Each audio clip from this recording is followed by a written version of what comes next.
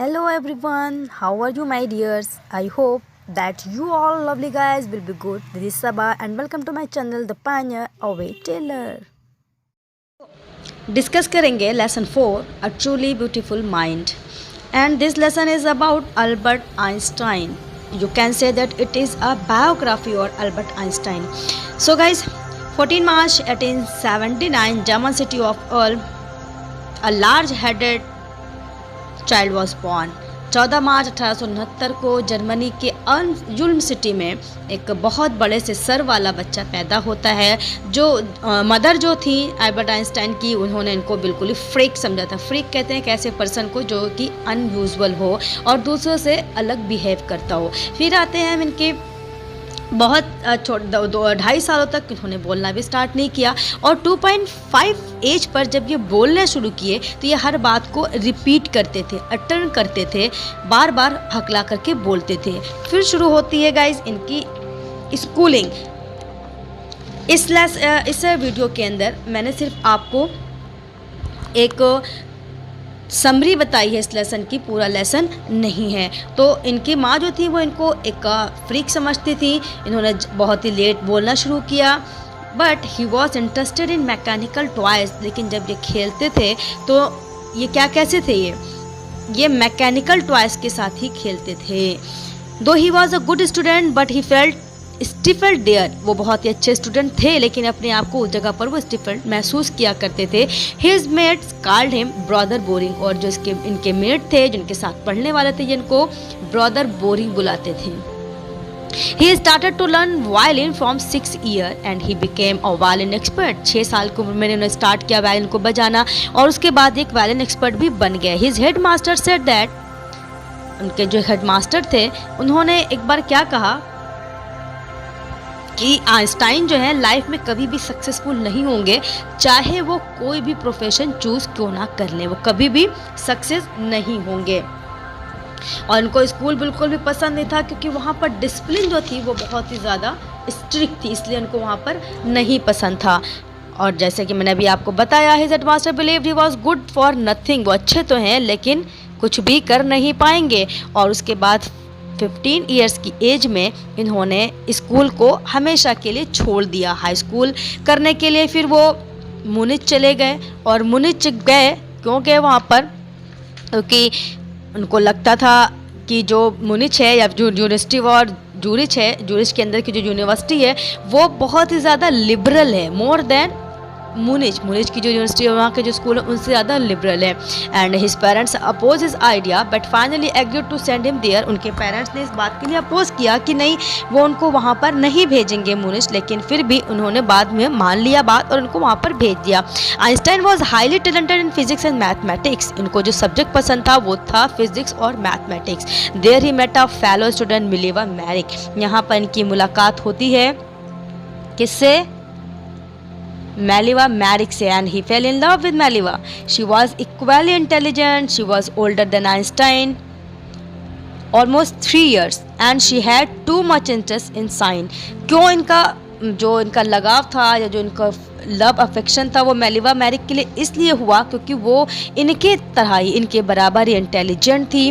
और हालांकि वो 3 साल आइंस्टाइन से बड़ी थी और उनका जो इंटरेस्ट था साइंस में वो बहुत ही ज़्यादा था. फिर क्या हुआ, he felt in love with her. लेकिन इनकी जो मदर थी उन्होंने ये शादी करना चाहते थे, यानी Einstein wanted to marry her just after finishing her studies at the university की स्टडीज़ को ख़त्म कर देने के बाद वो तुरंत शादी करना चाहते थे. लेकिन इनकी माँ ने इनकी शादी से अपोज किया. क्यों? She thought Mileva would not prove a good wife because of her too interest in science. क्योंकि उनका ऐसा मानना था कि मेलिवा का इंटरेस्ट जो है साइंस में बहुत ज़्यादा है, इसलिए वो अच्छी वाइफ नहीं बन पाएंगे. She was older than Einstein too, और आइंस्टाइन से बड़े भी हैं. But Einstein married her in 1903. लेकिन कुछ समय तक उन्होंने अपनी माँ की बात को सुन करके उन्होंने टाल तो दी थी बात, लेकिन उसके बाद उन दोनों ने 1903 में मैरिज कर ली थी. दे हैड 2 सन्स, उसके बाद इन दोनों के 2 बेटे हुए, बट द मैरिज फेल्ड, लेकिन 1919 में इनकी मैरिज जो थी वो फेल हो गई। मेलिवा वाज अनहैप्पी, क्योंकि मेलिवा बहुत ही ज़्यादा अनहैप्पी थी। उनको ऐसा लगता था कि जो उनका एम है साइंस के थ्रू वो उनका खोता जा रहा है, इसलिए वो बहुत ही ज़्यादा अनहैप्पी रहती थी। और फाइट करते हुए 1919 में जो झगड़ा लड़ाई होते थे उनको करते करते 1919 में इन दोनों का डाइवर्स हो गया। और सेम ईयर ही अल्बर्ट आइंस्टाइन ने अपनी कज़िन एल्सा के साथ शादी कर ली। अब हम आते हैं इस टॉपिक पर कि इनका कंट्रीब्यूशन जो था वो क्या था साइंस का। तो Einstein was employed as a technical expert in a patent office. इनको जॉब मिली एक ऑफिस में। He jokingly called the right desk as bureau of theoretical physics. और इनका जो डेस्क था उसमें इनको ऐसी जॉब थी कि कोई भी एक्सपर्ट जो दस्तावेज होते हैं उनमें जो भी लिखा हुआ उसमें कुछ भी हेरफेर कर सकता है, कुछ भी बदल सकता है, अपने इन्वेंशन को लिख सकता है। इसलिए ये अपने जो ड्राइंग डेस्क थी उसको ये ब्यूरो ऑफ थ्योरिटिकल फिजिक्स कहा करते थे। He call it to because it was secretly working on his ideas of relativity. क्योंकि उन्होंने इसलिए कहा क्योंकि उस टाइम में यानी अपने डेस्क पर और सारे काम करते हुए अपने जो रिलेटिविटी का आइडियाज़ थे उनके ऊपर भी वर्क कर रहे थे। इन 1905 ही पब्लिश इस paper on special theory of relativity. और 1905 में इन्होंने पेपर में अपने स्पेशल थ्योरी जो थी रिलेटिविटी की वो इन्होंने पब्लिश करवा दी। According to his theory time and distance are not absolute. इनकी थ्योरी के अकॉर्डिंग ये था कि जो टाइम और डिस्टेंस है वो एब्सोल्यूट नहीं हो सकते हैं।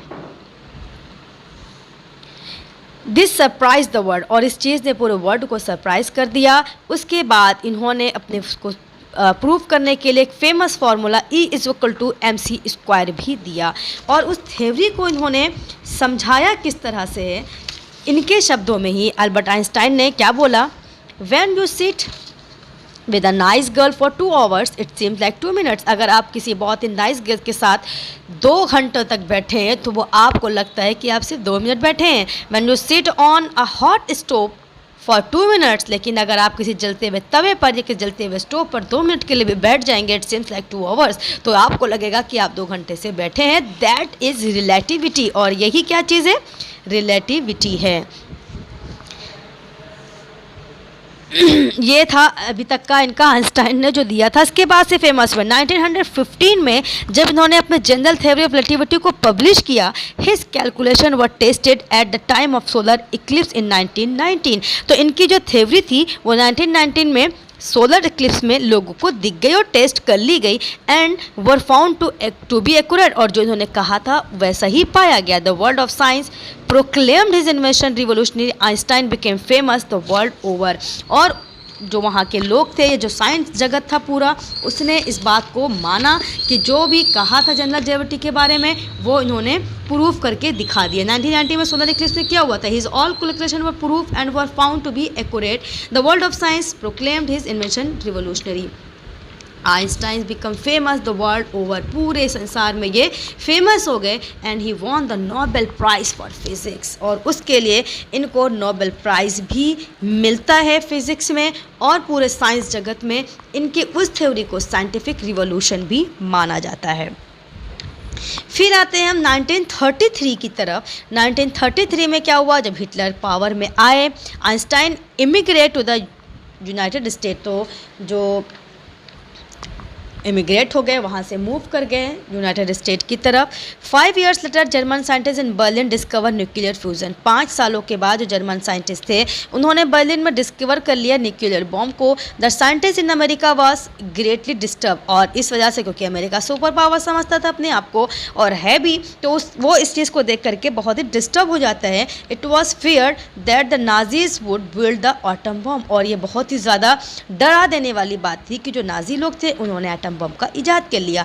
Einstein wrote a letter to president Roosevelt to apprise him of the extent of destruction the atom bomb could cause. Einstein ने एक लेटर लिखा, अमेरिकन प्रेसिडेंट जो थे उनको एक लेटर लिखा और इस चीज़ से मना किया कि ये चीज़ बहुत ही गलत है। और उन्होंने बताया कि ये बहुत ही वेरी डेंजरस है, किसी के लिए भी ये सब कुछ डिस्ट्रक्ट कर सकता है, सब कुछ डिस्ट्रॉय कर सकता है। President Roosevelt took his letter very seriously. और प्रेसिडेंट रोजवेल्ट जो थे उन्होंने इनके लेटर को बहुत ही सीरियसली लिया। लेकिन फिर क्या हुआ, American build the atom bomb secretly. American जो थे उन्होंने बहुत ही सीक्रेटली, बहुत ही छुप करके एटम बम बना लिया। The drop 2 atom bombs on 2 Japanese cities Hiroshima and Nagasaki in August 1945। और अब अमेरिका ने क्या किया, 1945 में अगस्त में जापान की 2 सिटी हिरोशिमा और नागासाकी पे वो बम गिरा दिए। Einstein was shocked by the destruction and mindless use of science. Einstein ने जब ये देखा, इतना डिस्ट्रक्शन और माइंडलेस एक्शन देखा अमेरिका का, तो पूरी तरह से हिल गए और ऐसा साइंस का यूज़ होता हुआ देख करके वो शॉक्ड रह गए। He wrote an open letter to the United Nation. उन्होंने एक ओपन लेटर यूनाइटेड नेशन को भी लिखा। He suggested the formation of a world government, but his letter had no effect. उन्होंने पूरे वर्ल्ड गवर्नमेंट को शांति का एक लेटर भी लिखा कि वो उसके थ्रू पीस को बरकरार रख सकें, लेकिन